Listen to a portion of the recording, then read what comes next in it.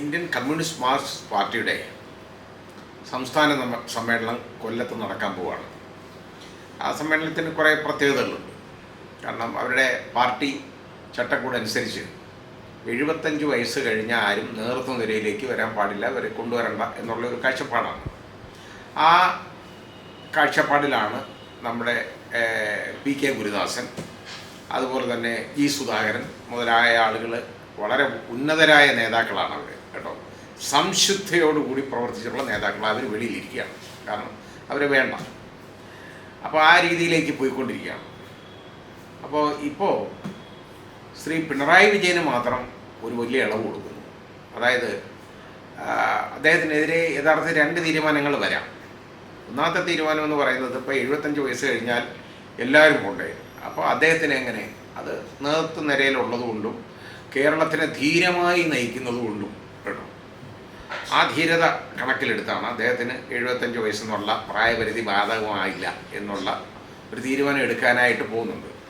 അതിനെ സംബന്ധിച്ചിടത്തോളം ശ്രീ പ്രകാശ് കാരാട്ട് പറഞ്ഞത് ആ തീരുമാനമൊക്കെ എടുക്കേണ്ടത് സംസ്ഥാന നേതൃത്വമാണ്. അവർ മറ്റൊരു വലിയ ആളുകളായി ഈ പ്രകാശ് കാരാട്ടൊക്കെ. അപ്പോൾ അവരുടെ മുമ്പ് ഇങ്ങനെയുള്ള പ്രശ്നമൊന്നും വരികയില്ല. അവരുടെ മുമ്പ് ആഗോളതലത്തിലുള്ള കാര്യങ്ങൾ, അതായത് ഉക്രൈൻ യുദ്ധം, മറ്റേ പിന്നെ ഗാസ യുദ്ധം, ഇതുപോലുള്ള കാര്യങ്ങളൊക്കെ ഉള്ളൂ. അവർക്ക് അല്ലാതെ ഇതൊന്നും അവർക്ക് സമയമുള്ള കാര്യങ്ങളല്ല, അവരുടെ പരിധി വരുന്ന കാര്യങ്ങളല്ല.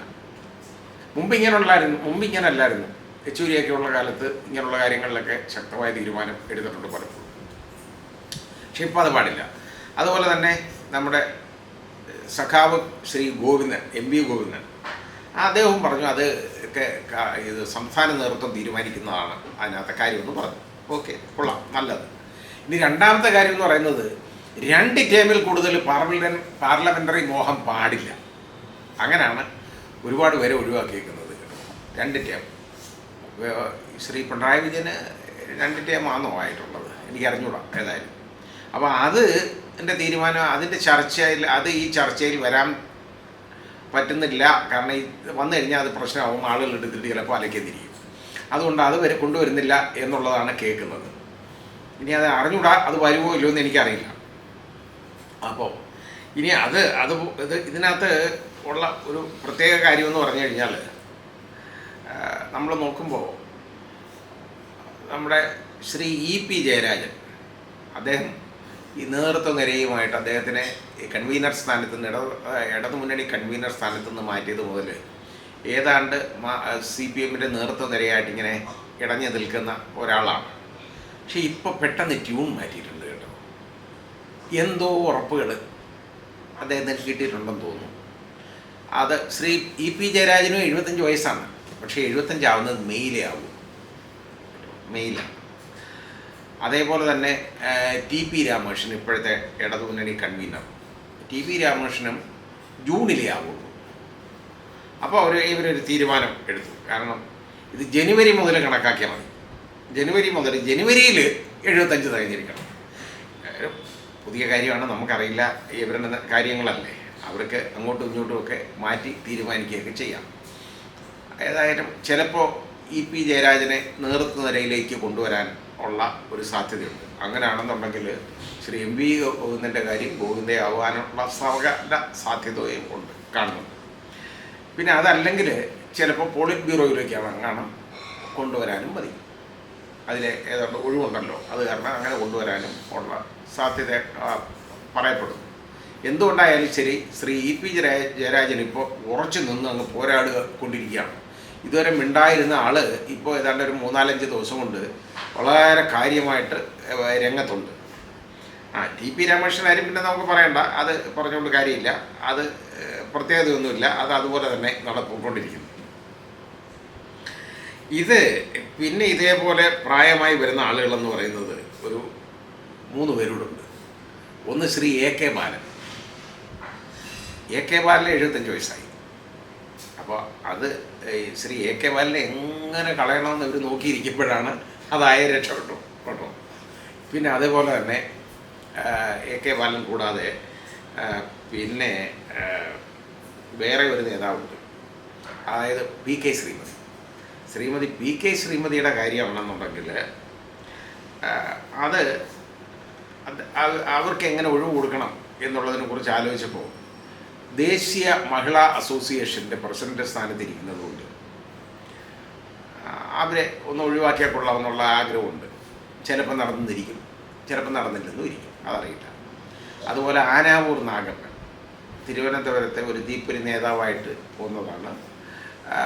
നമ്മുടെ തിരുവനന്തപുരം മേയറെ കൊണ്ട് ഒരുപാട് കാര്യങ്ങളൊക്കെ ഇങ്ങനെ ചെയ്യിപ്പിച്ച് നല്ല പേരെടുത്തിട്ടുള്ള ആളാണ്. അപ്പോൾ അദ്ദേഹത്തിനും ഇതുപോലെ 75 വയസ്സായി. അത് മിക്കവാറും പുറത്ത് ആയിരിക്കും, വീട്ടിലായിരിക്കും. ഇപ്പോൾ ഈ തീരുമാനങ്ങൾ യഥാർത്ഥത്തിൽ ഈ വയസ്സിൻ്റെ പ്രായത്തിൻ്റെ തീരുമാനങ്ങളെ യഥാർത്ഥത്തിൽ ചോദ്യം ചെയ്യുന്ന 2 പേരായിപ്പോൾ ഞാൻ കണ്ടത്. ഒന്ന് ശ്രീ പി കെ ഗുരുദാസനും അതുപോലെ തന്നെ ശ്രീ ജി സുധാകരൻ. ശ്രീ ജി സുധാകരൻ്റെ കാര്യം പറഞ്ഞു കഴിഞ്ഞാൽ കേരളം കേരളത്തിൽ PWDയുടെ ഭരണത്തിലിരുന്നിട്ടുള്ള ഏറ്റവും നല്ല മന്ത്രി ഞാൻ കണ്ടേക്കുന്നത് ശ്രീ ജി സുധാകരനാണ്. അദ്ദേഹത്തിന് എന്തോ അവാർഡുകൾ ഞാനും കൊടുത്തിട്ടുണ്ട് കേട്ടോ, കൊടുക്കാനിടയായിട്ടുണ്ടെങ്കിൽ. കാരണം അത് ഞാനങ്ങനെ കൊടുക്കണമെങ്കിൽ അത് ഞാൻ നിർബന്ധമായിട്ട് ഞാൻ നോക്കും. ഞാൻ അങ്ങനെ കൊള്ളാവുന്നവർക്കേ ഞാൻ പോയി കൊടുക്കുള്ളൂ. അല്ലാതെ എന്തെങ്കിലും പേരുദോഷം ഉള്ളവർക്ക് അവാർഡ് കൊടുക്കുന്ന ഒരു പരിപാടി എനിക്കില്ല. ഏതായാലും അദ്ദേഹത്തിൻ്റെ എൻ്റെ കാര്യങ്ങളൊക്കെ ഞാൻ ഫോളോ ചെയ്യുന്നതാണ്. വളരെ സംശുദ്ധമായ രാഷ്ട്രീയ പ്രവർത്തനം നടത്തിയിരുന്ന ആളാണ്. അതുപോലെ സംസ്ഥാന ഭരണം വളരെ സംശുദ്ധിയോടുകൂടി ചെയ്തിരുന്ന ആളാണ്. ഒരല്പമെങ്കിലും ഒരു വൈകല്യം അദ്ദേഹത്തിൻ്റെ ഏതെങ്കിലും ഇടപാടുകളിൽ പറയാൻ പറ്റത്തില്ല നമുക്ക്, ഔദ്യോഗിക ഇടപാടുകൾ. അതേപോലെ തന്നെ എന്തെങ്കിലും കുഴപ്പം, അതായത് ഏതെങ്കിലും അഴിമതി അദ്ദേഹത്തിൻ്റെ ഭാഗത്ത് ഒരിക്കലും ആർക്കും കാണാൻ പറ്റത്തില്ല. PWD എന്ന് പറഞ്ഞാൽ അഴിമതിയുടെ കൂത്തരങ്ങാവാൻ പറ്റിയ ഏറ്റവും പറ്റിയ ഒരു ഡിപ്പാർട്ട്മെൻറ്റാണ്, ഒരു വകുപ്പാണ് PWD. അതുപോലെ തന്നെ വ്യവസായ വകുപ്പ്. അപ്പോൾ ഇതിൽ PWD വളരെ അത്ര നല്ല ഭരണം കാഴ്ചവെച്ച ആളാണ്. അപ്രതീക്ഷിതമായി അദ്ദേഹത്തിനെ മത്സരിപ്പിച്ചില്ല. പിന്നെ മത്സരിപ്പിച്ച് ജയിച്ച പ്രമുഖരെ പലർക്കും മന്ത്രിസ്ഥാനമൊന്നും കൊടുത്തില്ല. അതുകൊണ്ട് അർത്ഥം പുതിയ നേതാക്കൾ ഉയർന്നു വരട്ടെ എന്നുള്ളൊരു കാഴ്ചപ്പാടാണ്. അതൊരു നല്ല കാഴ്ചപ്പാടായിരിക്കാം അവർ പാർട്ടിയെ സംബന്ധിച്ചിടത്തോളം, മേ ബി. ഇപ്പോൾ ശ്രീ പി കെ ഗുരുദാസൻ പറയുന്നത് ഈ നമ്മുടെ കാരണഭൂതൻ്റെ വയസ്സ് ഇങ്ങനെ ഇളവുകൾ കൊടുക്കേണ്ട കാര്യമൊന്നുമില്ല, കാരണം അതിൻ്റെ ആവശ്യമില്ലാത്ത കാര്യമാണ് ചെയ്യുന്നത്. മാർക്സിസ്റ്റ് പാർട്ടി വേറെ നേതാക്കളുണ്ടെന്ന് പറഞ്ഞ് അദ്ദേഹം ഒരു 3 പേരുടെ പേര് പറഞ്ഞു കേട്ടോ. ഒന്ന് ശ്രീ ബാലഗോപാൽ, നമ്മുടെ ഇപ്പോഴത്തെ ധനകാര്യ വകുപ്പ് മന്ത്രി കേട്ടോ. പിന്നെ അതുപോലെ MP രാജേഷ് കേട്ടോ, തുടങ്ങിയ ഇങ്ങനെയുള്ള നേതാക്കളൊക്കെ ഉണ്ട്. അവർക്ക് ആവാമല്ലോ, അവരെ ഇതുപോലെ മുഖ്യമന്ത്രി സ്ഥാനത്തേക്ക് പരിഗണിക്കപ്പെടാവുന്ന ആളുകളാണ്. അപ്പോൾ അങ്ങനെയൊക്കെയുള്ള പരിണിത ആളുകളുള്ളപ്പോൾ കാരണഭൂതൻ്റെ വയസ്സ് ഇങ്ങനെ കൂട്ടിക്കൊടുക്കേണ്ട, ഇളവ് കൊടുക്കേണ്ട യാതൊരു കാര്യവുമില്ല എന്നുള്ളതാണ് ശ്രീ പി കെ ഗുരുദാസൻ പറയുന്നത്. പി കെ ഗുരുദാസൻ എന്ന് പറയുന്ന അദ്ദേഹം എനിക്ക് നേരിട്ട് പരിചയമുള്ള ആളാണ്. ഞങ്ങൾ ഒരുപാട് സംസാരിച്ചിട്ടുണ്ട് പരസ്പരം, പല യോഗങ്ങളിൽ പങ്കെടുത്തിട്ടുണ്ട്, സമ്മേളനങ്ങളിൽ പങ്കെടുത്തിട്ടുണ്ട്. വളരെ സംശുദ്ധമായ രാഷ്ട്രീയ പ്രവർത്തനം, ഒന്നുമില്ലാത്തൊരു മനുഷ്യൻ എന്നേ പറയാവുള്ളൂ. അദ്ദേഹം ഇതിലൊക്കെ ടോപ്പായിട്ട് നിൽക്കുമ്പോൾ പോലും, പാർട്ടിയുടെ ഇതിൽ നിൽക്കുമ്പോൾ അദ്ദേഹത്തിന് ഒന്നുമില്ല വീട്ടിൽ, ആ രീതിയിലുള്ള ഒരു മനുഷ്യനാണ്. ഇന്നും ഒന്നും ഉണ്ടാക്കിയിട്ടില്ല. അതാണ് അദ്ദേഹത്തിൻ്റെ കുറ്റം ഇവരൊക്കെ കാണുന്നത്. മേ ബി അതായിരിക്കും. ഏതായാലും ശ്രീ പി കെ ഗുരുദാസൻ ഇതിനെ നഖശിഖാന്തം എതിർത്തിട്ടുണ്ട്, ഇത് പറഞ്ഞിട്ടുണ്ട്. പക്ഷെ അദ്ദേഹം ഒന്നും പറയുന്നത് എവിടെ പോയി കേൾക്കും, ആര് കേൾക്കും എന്നുള്ളതിനെ കുറിച്ച് നമുക്കറിയില്ല. ഏതായാലും ഈ നമ്മുടെ ഇനി അപ്പോൾ അതിൻ്റെ അടുത്ത് ഇടയിൽ ശ്രീ ബേബിയുടെ MA ബേബിയുടെ ഒരു പ്രസ്താവന വന്നിട്ടുണ്ട്. മൂന്നാമത്തെ പ്രാവശ്യമുള്ള 3-ാം വട്ട ഭരണം ഉറപ്പായിട്ടില്ല കേട്ടോ. അതിലേക്ക് നീങ്ങണം കേട്ടോ. അതിൻ്റെ പ്രാരംഭമായിട്ടുള്ള കാര്യങ്ങളേ ആയിട്ടുള്ളൂ. അതിന് ഇനി ശരിയായ പ്രവർത്തനം വേണം. ശരിയായ പ്രവർത്തനം എന്ന് പറയുന്നത് എനിക്ക് തോന്നുന്നത് ഇനി നവകേരള സദസ്സ് പോലെ എന്തെങ്കിലും നടത്തി ആരുടെയെങ്കിലും തലയടിച്ച് പൊട്ടിക്കാനും മണ്ടയടിച്ച് കയറാനും ഒക്കെയുള്ള പ്രവർത്തനങ്ങളായിരിക്കാം ചിലപ്പോൾ വേണ്ടതെന്നുള്ളതായിരിക്കും ഉദ്ദേശിച്ചത്. ഏതായാലും ആ രീതിയിൽ ഉള്ള ഒരു പ്രസ്താവന ശ്രീ MA ബേബിയുടെ ഭാഗത്തുനിന്ന് വന്നിട്ടുണ്ട്. അപ്പോൾ ഇത് ഇനി ശ്രീ പിണറായി വിജയൻ എന്ന് പറയുന്ന ആൾ ഒരു അനിവാര്യതയാണ് മുഖ്യമന്ത്രി സ്ഥാനത്തേക്ക്, എനിക്കറിയില്ല.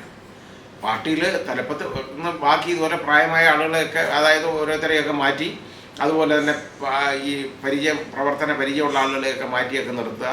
ഉദാഹരണമായിട്ടിപ്പോൾ ശ്രീമതി ശൈലജ, KK ശൈലജ ആണെന്നുണ്ടെങ്കിൽ അവർ എന്തുകൊണ്ടും ഒരു മന്ത്രിസ്ഥാനത്തിന് യോഗ്യൊക്കെയാണ്, ഇല്ലെന്ന് പറയാൻ പറ്റത്തില്ല. കാരണം ഏറ്റവും കൂടുതൽ ഭൂരിപക്ഷം കാരണഭൂതനേക്കാളും ഭൂരിപക്ഷത്തോടുകൂടി ജയിച്ച ആളാണ് ശൈലജ. അപ്പോൾ അത് ഏതായാലും നമുക്കറിയില്ല, ഏതായാലും അത് കൊടുത്തില്ല. അങ്ങനെയൊക്കെയുള്ള ആളുകളെ ഒഴിവാക്കിയപ്പോൾ അവരെന്താ മുഖ്യമന്ത്രി സ്ഥാനത്തിന് യോഗ്യല്ലേ? ആ ശ്രീമതി ശൈലജ മുഖ്യമന്ത്രി സ്ഥാനത്തിന് ഏറ്റവും യോഗ്യയാണ്, ഒരു സംശയമില്ല. അങ്ങനെയൊക്കെയുള്ള ആളപ്പോൾ ഉള്ളപ്പോൾ ആ ഒരു പുതുമുഖത്തിന് കൊടുത്ത് ഈ മാർക്സിസ്റ്റ് പാർട്ടിയുടെ പേരൊന്ന് രക്ഷപ്പെടുത്തുന്നതിന് പകരം നമ്മുടെ ബഹുമാന്യനായ കാരണഭൂതനെ തന്നെ വീണ്ടും മുഖ്യമന്ത്രിയാക്കണം എന്നുള്ളൊരു കാഴ്ചപ്പാടോടി പോവുകയാണ്. പക്ഷേ ജയിച്ചാലേ ഉള്ളൂ, അതേ ഉള്ളൂ.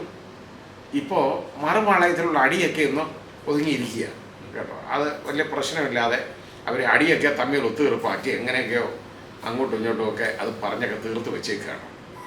അത് ഏതായാലും ഇലക്ഷനെ നന്നായിട്ട് നേരിടാൻ തന്നെയാണ് അവരുടെ തീരുമാനം. അപ്പോൾ അങ്ങനെ പോകുമ്പോൾ ഇത് ഞാൻ ശ്രീ ഗുരുദാസൻ പറഞ്ഞതുപോലെ ഇതൊരു അനിവാര്യതയാണ് ഇദ്ദേഹം. അത് നമുക്ക് അത് കണ്ടറിയേണ്ട കാര്യമാണ്, നോക്കണം. ചിലപ്പോൾ ഇതൊരു ബൂമറാങ്ങായിട്ട് തിരിച്ചടിക്കാൻ സാധ്യതയുണ്ട്. ഈ പ്രായപരിധിയിലുള്ള ഇളവ്, അതായത് അനാവശ്യമായ രീതിയിൽ ഒരാൾക്ക് ഇളവ് കൊടുക്കുക, ബാക്കി ആരും ഇല്ലാത്തതുമാതിരി അദ്ദേഹത്തിന് മാത്രം കൊണ്ടുനടക്കാന്നൊക്കെ പറയുമ്പോൾ പിന്നെ അതവരുടെ പാർട്ടി കാര്യം. ഞാനിത് പറഞ്ഞെന്നുള്ളേ ഉള്ളൂ. കാരണം ഒരു ഇക്വാളിറ്റി എന്ന് പറയുന്ന ഒരു പ്രിൻസിപ്പിൾ നമ്മുടെ ഇന്ത്യൻ ഭരണഘടനയിലുണ്ട് കേട്ടോ. ആ ഇക്വാളിറ്റി എന്ന് പറയുമ്പോൾ തുല്യതയല്ലേ എല്ലാവർക്കും വേണ്ടത്, അല്ലാതെ ഓൾ ആർ ഈക്വൽസ്, എല്ലാവരും തുല്യരാണ്, but some are more equals എന്ന് പറയുന്നത് പോലെ ഈ മോർ ഈക്വലാണ് ഇപ്പോൾ കാരണഭൂതൻ. അപ്പോൾ ആ രീതിയിലേക്ക് വന്നേക്കാണ്.